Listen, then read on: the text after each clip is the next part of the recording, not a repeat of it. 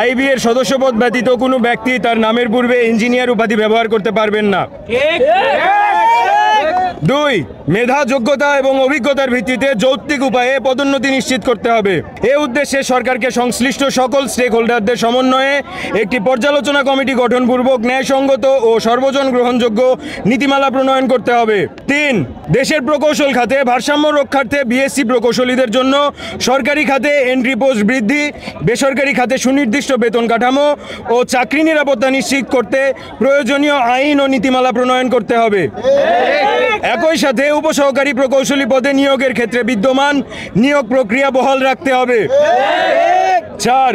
5টি প্রকৌশল বিশ্ববিদ্যালয় যথা ডুয়েট, বুয়েট, কুয়েট, রুয়েট, চুয়েট সমন্বয়ে প্রকৌশলী পদে নিয়োগের উদ্দেশ্যে একটি স্বতন্ত্র নিয়োগ প্রতিষ্ঠান গঠন করতে হবে। উক্ত প্রতিষ্ঠানের মাধ্যমে পরিচালিত নিয়োগ পরীক্ষার টেকনিক্যাল বিষয়বস্তুকে মূল মূল্যায়ন উপাদান হিসাবে বিবেচনা করে প্রশ্নপত্র প্রণয়ন করতে হবে এবং একই সঙ্গে প্রার্থীদের প্রয়োজনীয় নন টেকনিক্যাল দক্ষতা যাচাইয়ের জন্য উপযুক্ত অংশ সংযোজন করতে হবে, যেন নিয়োগ প্রক্রিয়া সর্বজন গ্রহণযোগ্য ও যৌক্তিক হয়। বসুন্ধরা টিস্যু অশুদ্ধতার বিরুদ্ধে এক বিন্দুও ছাড় নয়। প্রকৌশল খাতের দুটা বড় স্টেক হোল্ডার, একটা হচ্ছে ডিপ্লোমা এবং একটা হচ্ছে একই সাথে বিএসসি ইঞ্জিনিয়ার, যেখানে আসলে দুইজন সমন্বয় করে কাজ করার কথা, আজকে দুজনে একে অপরের মুখোমুখি হয়ে আছে।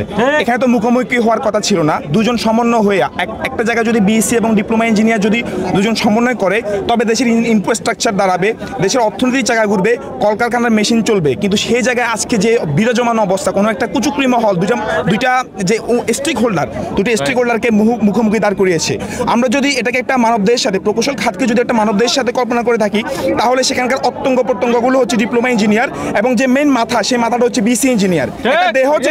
একটা দেহ যেমন মাথা এবং অঙ্গ প্রত্যঙ্গভাবে চলাচল করতে পারে না, ঠিক তেমনি প্রকৌশল খাত বিএসসি এবং ডিপ্লোমা ইঞ্জিনিয়ার ছাড়া কখনোই চলাচল করতে পারে না। আমরা চাই এই দাবিগুলো যৌক্তিকভাবে নিরসন করা হোক।